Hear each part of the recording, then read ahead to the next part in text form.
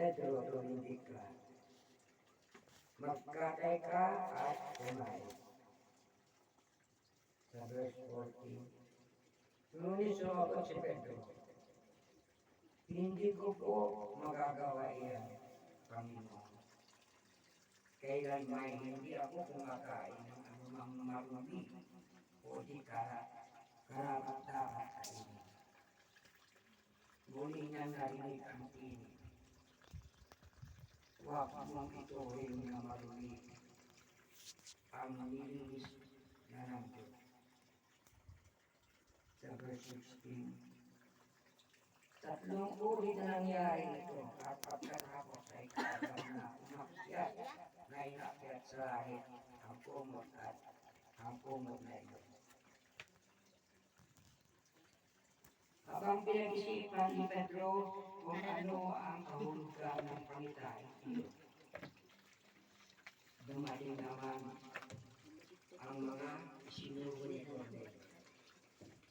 Pinagtanong nila ang bahay ni Simon at noon ay nasa may pintuan na sila. Dito sa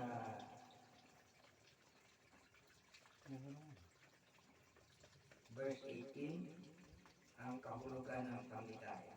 Diyan na muna tayo sa... Diyan na muna tayo. Sa Sa 17. Pangitain. Diyan na muna tayo. Hanggang diyan na muna tayo. 17,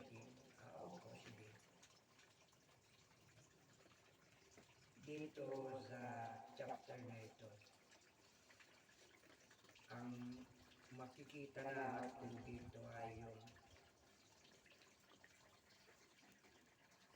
pagkamasunurin, pagka maka-Diyos ni Cornelio.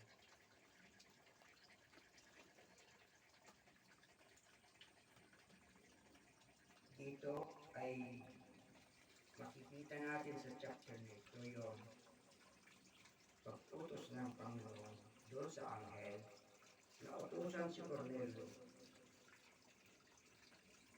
upang hanapin ang nangangalang Pedro.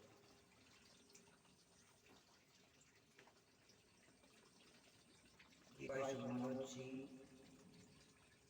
Cornelio? Alam niya na ito ay sugo ng Panginoon. Amen. Magtawag ka sa amin, Brad. Mag-share ka sa amin. Sino ang... Sino naman ang gusto Kabarjeri mo ka. ng kanilang Ang naunawaan. pangunawa dito sa Gawa chapter 10? Ang masabi ko dyan, tungkol kay Cornelio, ay kahit siya ay kapitan ng isang batalyon sa hukbong Romano, ay siya ay makadiyos at sumusunod siya sa Panginoon kung anong utos. So, ibig sabihin, ang iyang puso ay nandoon talaga sa Panginoon.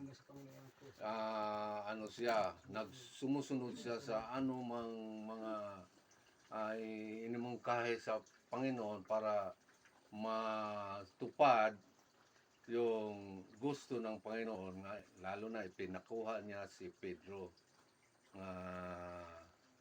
Tawag nito, isa ring alagad ng Panginoon.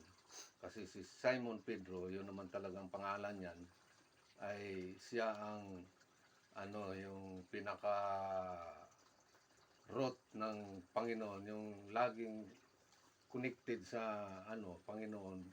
Yan si Simon Pedro. Si Cornelio, isa rin yan sa napusuan ng Panginoon na puntahan ng anghel, ay nutusan ng anghel mapuntahan at puntahan si Simon. Yun ay pagpakumbaba ng kahit siya ay kapitan, magpakakumbaba